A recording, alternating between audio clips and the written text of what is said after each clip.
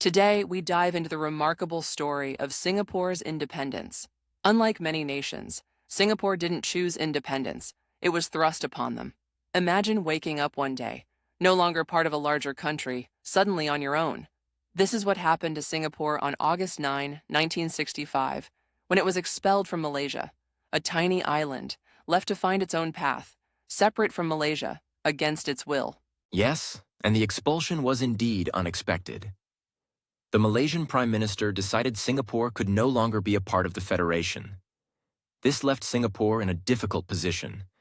The country faced huge challenges right after its independence. There were issues like unemployment, racial tensions, and a need for better infrastructure. But against all odds, Singapore didn't just survive.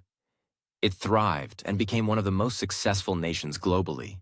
Now, let's explore how Singapore began its journey to becoming what it is today. It all started back in 1819, when Stamford Raffles set up a British trading post on the island. Raffles saw the potential in Singapore's location, right at the crossroads of major sea routes. This small island was perfect for trade, and the British were keen to expand their influence in the region. Exactly. Singapore's strategic location made it a valuable asset for the British Empire. It sat perfectly along the trade route between India and China. This was important for the British because trade in the region was growing rapidly. They wanted to make sure they had control over this key area. Singapore was a golden opportunity for them, offering a chance to boost their trading empire. The British were actually challenged by the Dutch, who didn't like the British moving into their territory. This led to the signing of the Anglo-Dutch Treaty in 1824.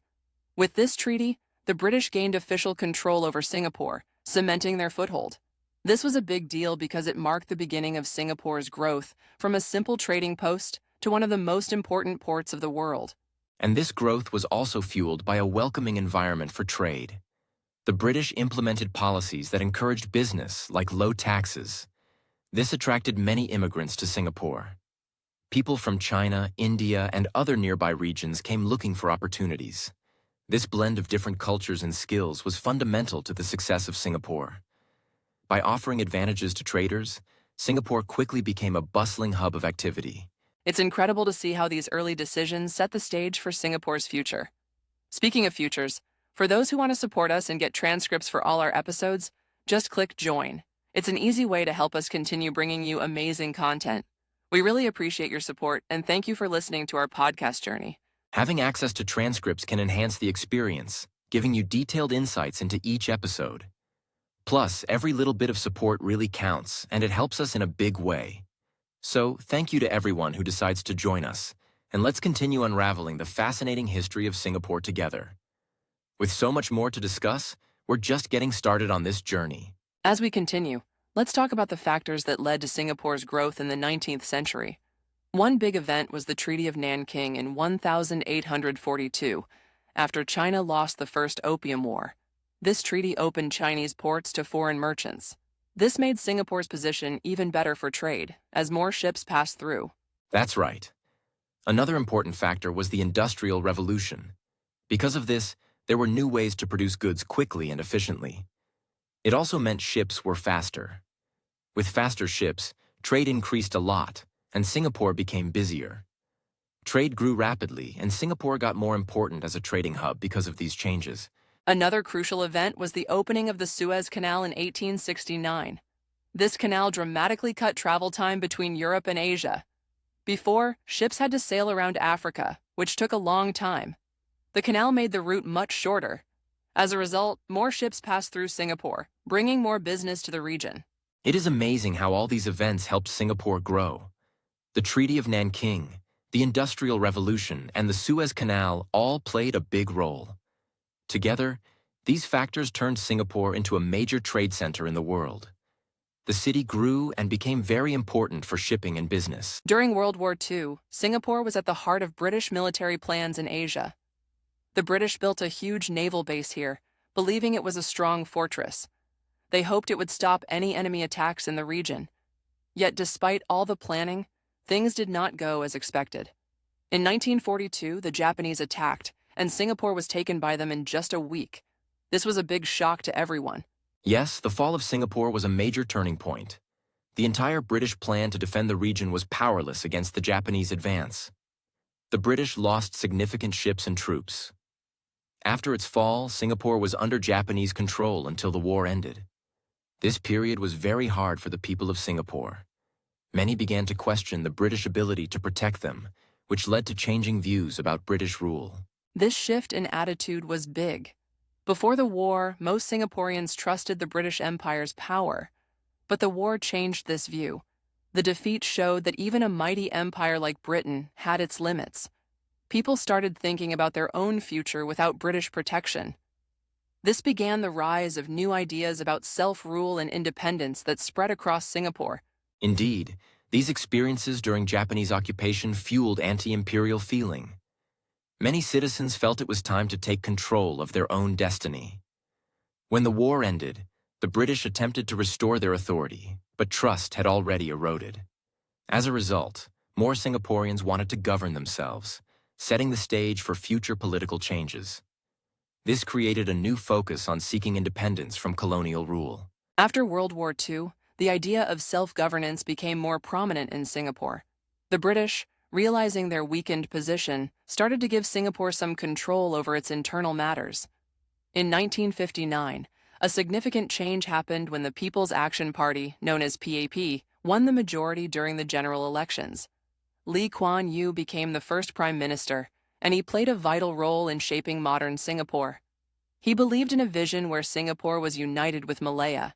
The vision of joining with Malaya had many reasons. One major reason was the economic benefits and the shared history with Malaya. Joining hands could offer better protection and resources. However, there were concerns from Malaya because Singapore had a majority Chinese population. The Malayan government feared that this could affect the balance of power. Another fear was the rise of communism, which was seen as a threat to the region's stability. To understand the creation of Malaysia, we need to look at why it included other regions. Part of the plan was to add North Borneo and Sarawak. This was because of the racial makeup. The idea was to balance the population with more Malay residents. Singapore had a lot of Chinese people, and this was a concern for the Malaysian leaders. They wanted to ensure a more balanced population within the new federation. Malaysia was formed in 1963, and Singapore was part of this new country. Singapore's role was to be one of the states in the federation. At first, there was hope that this union would be good for everyone. The idea was that being together would bring economic benefits. However, the differences between Singapore and the rest of Malaysia soon became clear. These differences would later lead to challenges and tensions. One major issue was racial tensions. Article 153 of the Malaysian Constitution gave special rights to the native Malays. This was to solve economic differences among the groups. Malays were mainly in lower-skilled jobs, while Chinese and Indians had more success in business. For Malays, this article was very important, but for Singapore, it was seen as unfair. Singapore wanted everyone to have equal rights without special treatment for any group. Relations between the ruling parties, UMNO and PAP, started to break down over these issues. There was a promise that parties would not interfere in each other's areas.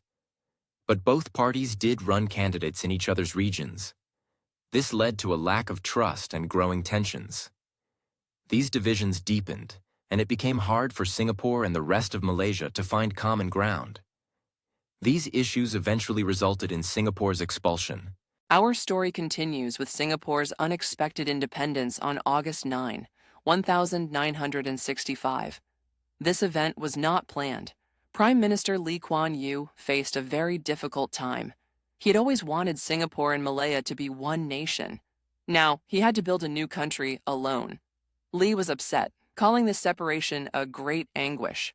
He worked hard to make sure Singapore would succeed as a small, independent nation.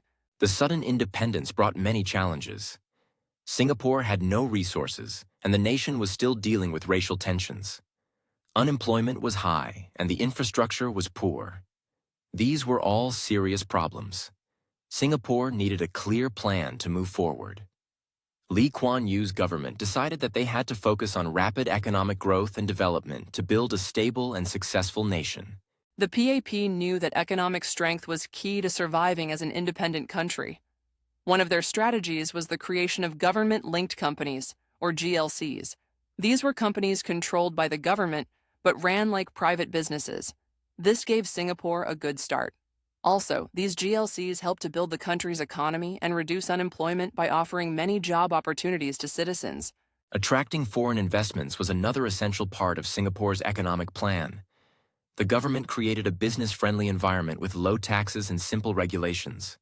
Moreover, they took strong measures to reduce crime and corruption, making Singapore a safe and stable place to invest. These steps were very important in drawing companies from all over the world to come and do business in Singapore. Thanks to its strong focus on economic policies, Singapore experienced incredible growth in the early years of its independence. The country's GDP grew quickly at nearly 13% each year initially. The government worked very hard to reach 0% unemployment. Industries like banking and shipping became core parts of the economy, turning Singapore into an important hub for trade and finance worldwide. The success of these economic strategies also brought lasting political stability. The PAP has continued to win elections, allowing them to focus on long-term goals without interruption. This stability has helped Singapore keep its position as a leading financial hub. It is remarkable how this tiny nation, once struggling with so many challenges, has become one of the world's most successful cities today. Thank you for listening to our podcast on Singapore's incredible story. Make sure to like and comment if you enjoyed it. If you want to support us and get access to the complete transcripts of our videos, consider joining our YouTube membership. Your support helps us bring more content like this and keeps our channel going strong. We appreciate your engagement and feedback as we continue to explore more fascinating topics together.